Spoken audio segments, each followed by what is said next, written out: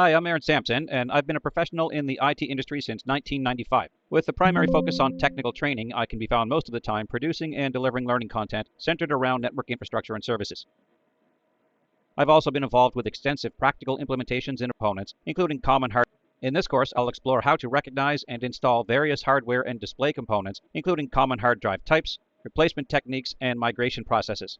I'll also explore how to replace common components such as batteries and random access memory. Next, I'll cover physical privacy and security components such as biometrics and near-field scanner features, and you'll also discover how to differentiate between liquid crystal display types and explore organic light-emitting diode displays. From there, I'll explore several mobile display components and discover how to install and configure Wi-Fi antenna connectors, webcams, microphones, and laptop screen inverters. Lastly, we'll examine the common features of digitizers and touchscreens. This course will help to prepare learners for the CompTIA A+ Core 1 or 220-1101 certification exam. The specifications of individual.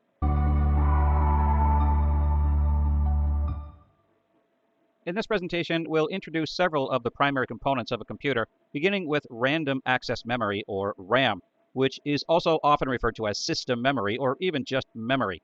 But one thing I'd like to clarify right off the bat here is the difference between memory and storage, because those terms are sometimes used incorrectly or even interchangeably in terms of context.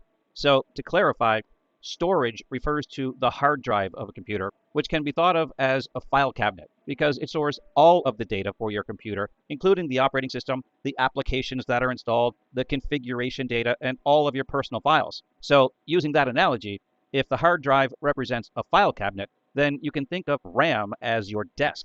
So forget computers for a moment and just imagine that I'm working with paper-based files. If I need a particular file, I'll go to the file cabinet, get the file that I need, and bring it back to my desk, and I'll work on it there. So in short, system memory represents what you're working on right now, but it doesn't just apply to files. For example, if you need to work in a word processor, then all of the files required to load that application are also retrieved from the hard drive and loaded into memory. But when that application is closed, those files are no longer needed, and they can be removed from memory and reloaded the next time they're needed. Now, that all said, memory is still physical hardware, just like a hard drive, but the primary difference is the architecture of that hardware.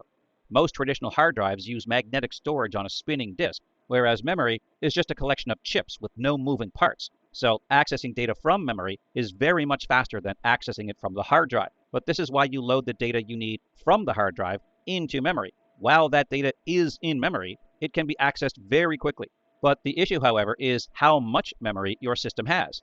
Again, coming back to the analogy of a desk, if your desk is very small, then working on many files at the same time is going to become more difficult. But if your desk is very large, then you can work on many files more easily. Back in the early days of computing, when the amount of memory in a computer was much lower than what we see today, if your computer was running slowly, you might have heard people suggest to you that you should install more memory to speed up your computer. While this was the net result if you did, that's not really the correct way to think about it. Rather, not having enough memory slowed your system down because your desk, if you will, was just too full at the time. So you were continually having to load data in and out of memory if you were trying to work on multiple files at once. Another key difference between memory and storage is that memory is volatile, meaning that it requires power to retain its data. So if the system completely failed or the power went out, whatever was in your memory was lost.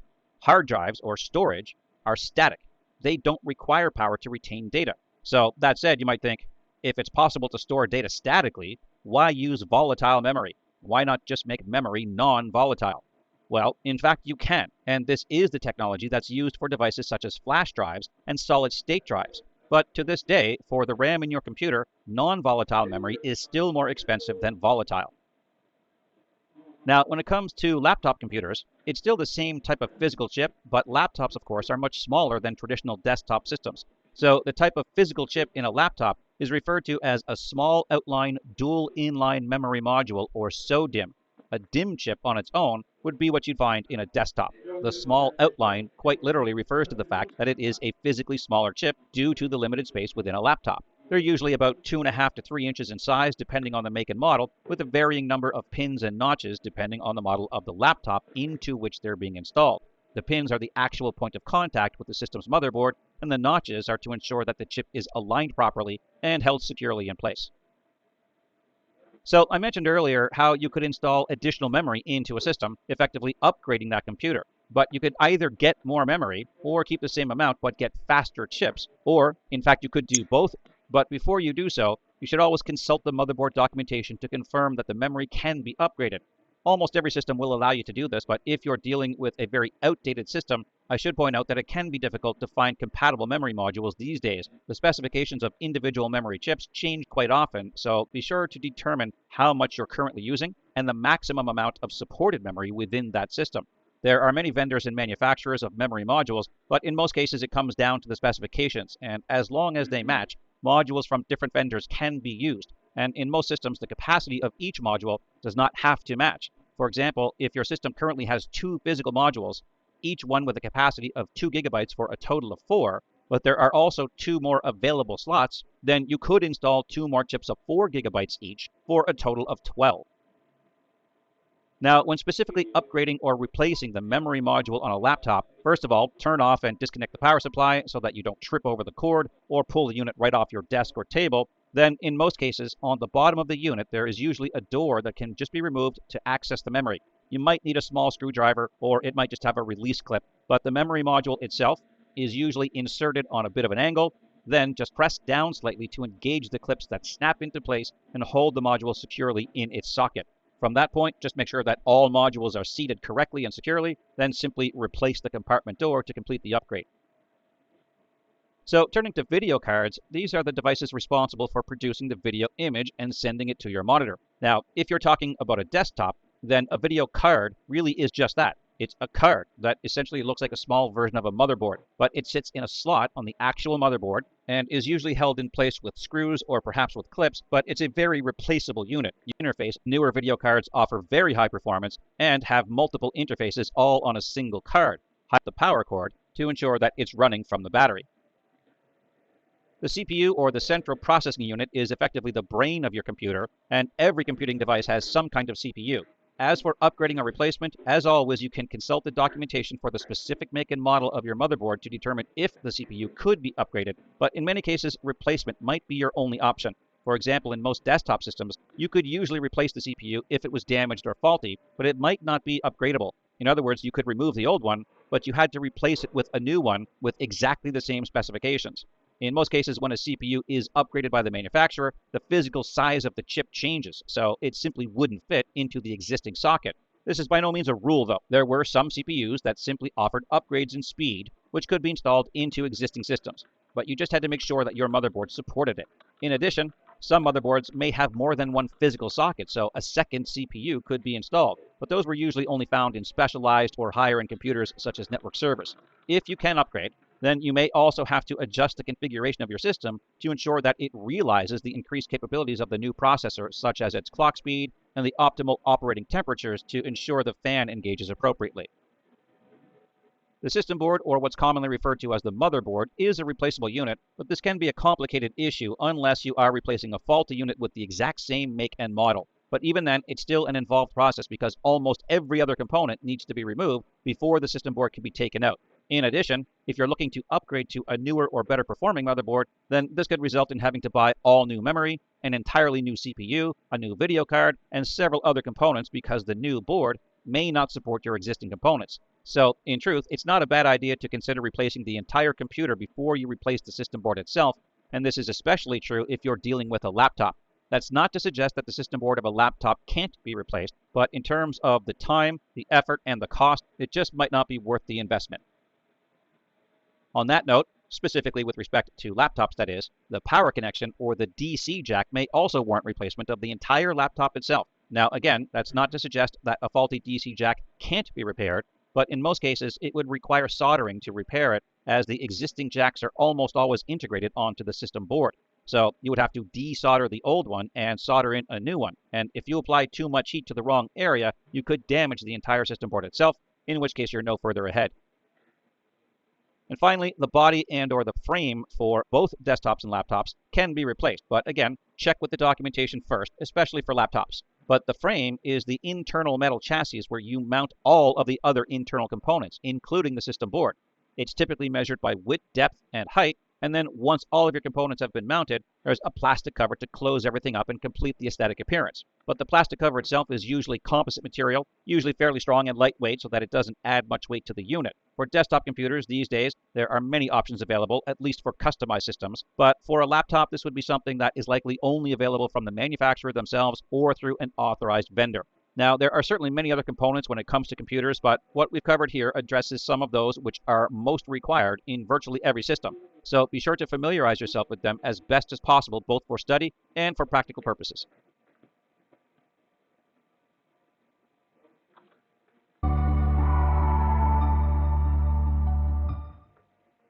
In this presentation, we'll take a look at solid-state drives, or SSDs, which for all intents and purposes are the successor to traditional magnetic hard drives, which were the standard type of storage in virtually every computer going back maybe 10 or 15 years. Now, both a traditional hard disk drive and a solid-state drive perform the same function in that they act as the primary storage mechanism for all of your data, your operating system, your applications, and your configuration. But where a hard disk drive used a spinning platter to store data, a solid-state drive has no moving parts. It uses what's known as non-volatile flash memory for storage, and non-volatile means that it does not require power to retain its data. In an earlier presentation, we discussed RAM, or what is often just referred to as memory, but standard memory does require power. So clearly, that wouldn't be appropriate for your permanent storage. So non-volatile simply means that your data will remain intact without power. Hence, your data can be stored permanently. But in terms of benefits, since there are no moving parts, solid-state drives offer a much faster access time because the data does not have to be located on a spinning disk. It's just a collection of chips. So each piece of data that is written has an address, and the system just has to access that address to retrieve the data, so it's much faster. The lack of moving parts also results in greater reliability, and they require less power. They also tend to produce less noise, and they're usually physically smaller as well, so they take up less space in the device, which, by the way, makes them an ideal choice for laptops. Now, that all said, they tend to be more expensive than their traditional magnetic counterparts, but the performance gains usually outweigh the difference in cost. And that's becoming less of an issue these days anyway, as they become more and more common. But it would still depend on how many drives you need to purchase and how they're going to be used. For example, in any single computer, it would almost always be worth it to go with a solid-state drive. But for a large network storage array that houses possibly hundreds of drives, that sort of application would certainly cost a lot more, and in some cases it might not be worth the extra cost. For instance, if you're looking to create a very large archive where data just needs to be retained, but it isn't accessed very often, then the performance characteristics aren't usually a concern. So traditional storage might be perfectly fine in this case.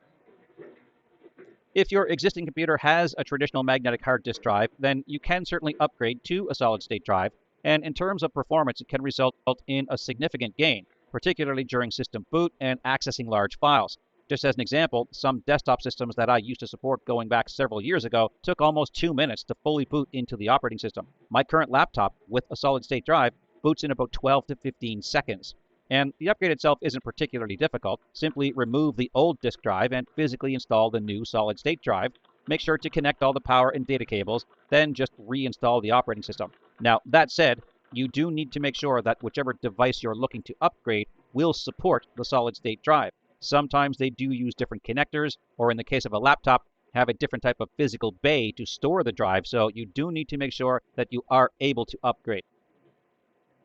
Now, granted, that's a somewhat generalized description of what needs to be done. There are certainly some considerations to take into account when it comes to performing a clean installation of your OS. For starters, you need to make sure that you can set up the operating system using the original source files for that operating system, and you need to make sure that they don't reside only on the drive that is being removed. For example, on my laptop, there is no optical drive of any kind. So, of course, there are no disks included that would contain the installation files. To fully restore my system, I have to boot into a recovery partition where the original factory default image resides. So since I don't have any disks, I need an alternate method to install the OS, such as by using a bootable USB drive. In addition, all of the applications that were on the old drive will have to be reinstalled onto the new, and of course all of your personal files will have to be backed up to a separate medium and restored after you have completed the fresh install. Now, that all said, another option for migrating to a solid-state drive is cloning your old hard drive onto the new one. This is a very fast and easy option that uses specific cloning software, which will literally duplicate every single bit of data from the original drive onto the new drive. So no reconfiguration or backing up of data needs to be done. The source drive itself can also remain fully intact, so if something goes wrong, you can simply go back to the original hard drive and it would be as if nothing happened. However, the target solid-state drive must be large enough in terms of capacity to hold everything from your original drive. If that's not the case, cloning won't work. So be sure to take note of the data usage overall because, in general, the increased cost of solid-state drives is mitigated somewhat by decreasing their capacity. In other words, traditional hard drives tend to have more storage capacity, so you could be using up more data on your existing drive than the solid-state drive can accommodate. So be sure to double-check the capacity requirements. On that note, if you discover that you need to free up some space, you can certainly delete files that you no longer need or remove any old and/or unused applications. You could also install a fresh version of your operating system onto the new solid-state drive, make that the primary boot drive through your motherboard's BIOS configuration, and then keep your older hard drive as secondary storage for your personal files or applications so that data does not have to be transferred to the new drive. That said, if you want the performance gains of the solid-state drive, then you should likely just use the older drive for purposes such as backing up data or using it as an archive for very large or infrequently accessed files. Now, all of this certainly applies to a laptop as well, and upgrading a laptop to a solid-state drive can result in a significant boost in performance, but things could be a little more difficult when it comes to a laptop since it's likely that you probably only have room for one drive, unless your laptop comes with a spare slot, which some models do. So in terms of cloning, you would have to have some kind of external housing to hold the target drive, which could require additional time and effort depending on the speed of your interfaces, such as the USB architecture, and you might also require additional tools and adapters to facilitate the data transfer. But once again, the increased performance of a solid-state drive would in most cases make these additional requirements well worth the time and effort. Lastly, a few other considerations with respect to cloning. If you don't have immediate access to the new solid-state drive, the cloning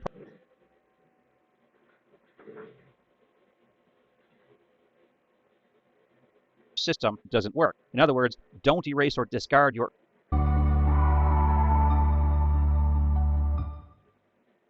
In this video, we'll take a look at the process of replacing an existing system drive, or specifically the drive that houses your operating system, in the event that your original drive is failing, or perhaps it has just become outdated and you want to install a better performing drive. Now, we'll address both traditional magnetic drives and solid-state drives, but in terms of the process itself, it doesn't really matter which type of drive you're dealing with, provided your system is compatible with the new drive being installed. Now, first and foremost, before undertaking any kind of drive replacement, you should be certain to back up all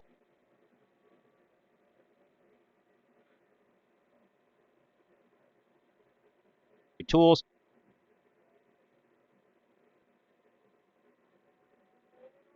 at all.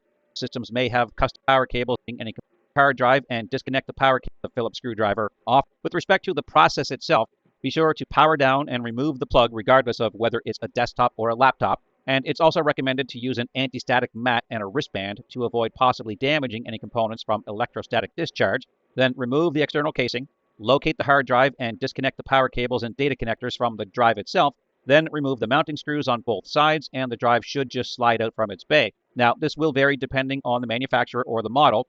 For example, some systems may have customized clips or clamps that hold the drive in place, in which case there might not be any screws at all, but in that case the clips simply need to be released to remove the drive from its bay.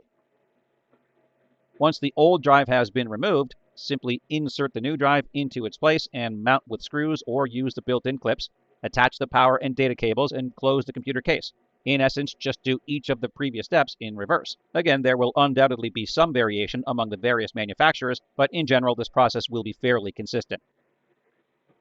If you're working with a laptop, then the process itself is still fairly similar, but there will be differences in the physical units.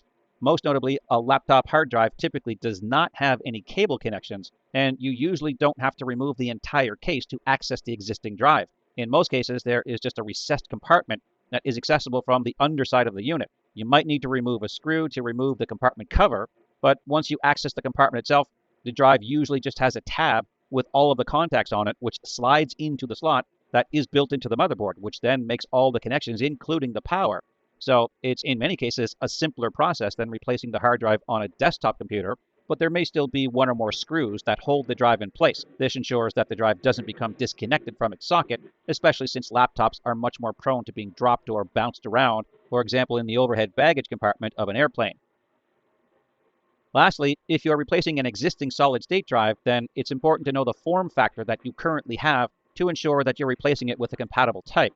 On most desktops or laptops, it's usually a 2.5-inch form factor, which has become the standard for most devices, but for devices such as tablets or any kind of ultra-thin or mini device, you might encounter the M-SATA form factor or Mini Serial ATA. The ATA stands for Advanced Technology Attachment, which is only about 1/8 the size of the 2.5-inch. And in the smallest devices, you might encounter the M.2 or M2 form factor, which is often described as being about the size of a stick of gum.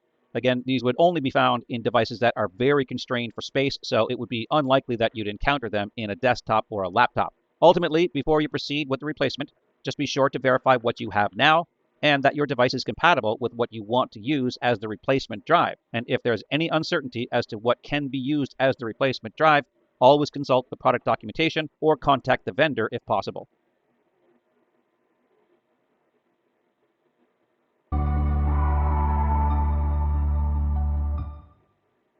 In this presentation, we'll take a look at some options for installing or replacing some various wireless components, along with some of the architectures that you might encounter. So, beginning with a USB Wi-Fi adapter, these will allow any device with a USB interface to connect to a wireless network without needing any kind of cables, including power, and without having to install any additional internal hardware, and without needing any upgrade to your system. Now, not only does this give you the ability to connect your device to the wireless network, the USB device itself is, of course, portable, so you could use it on any device. For example, if you have a desktop computer at home, you could use the adapter to connect to your home Wi-Fi, but if you have a laptop that you use at work, you could just take the adapter itself with you and use it with the laptop at work, or anywhere else for that matter, such as when you're traveling. Now, that said, most newer laptops will have Wi-Fi built in, but some older models did not come with built-in Wi-Fi.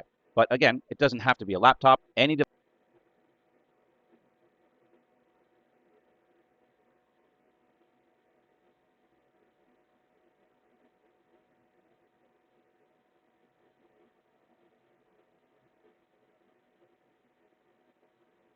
connector, meaning that the device being installed was simply inserted into that interface. So as long as the device itself used the mini PCI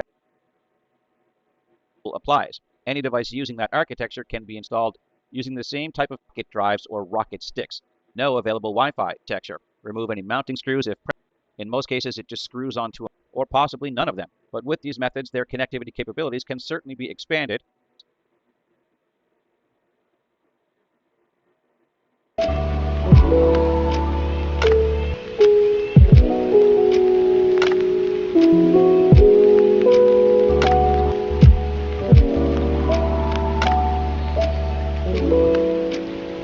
In this presentation, in this video, we'll examine some of the physical privacy.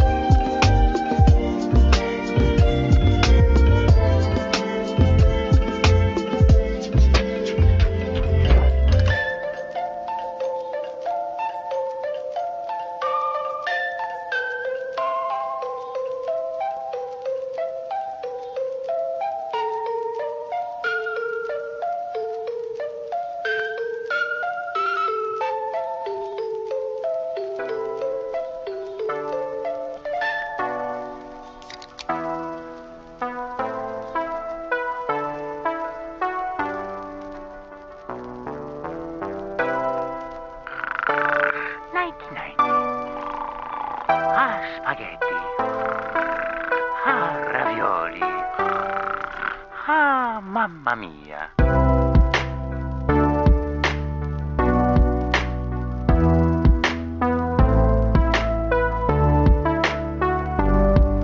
Ah, uff.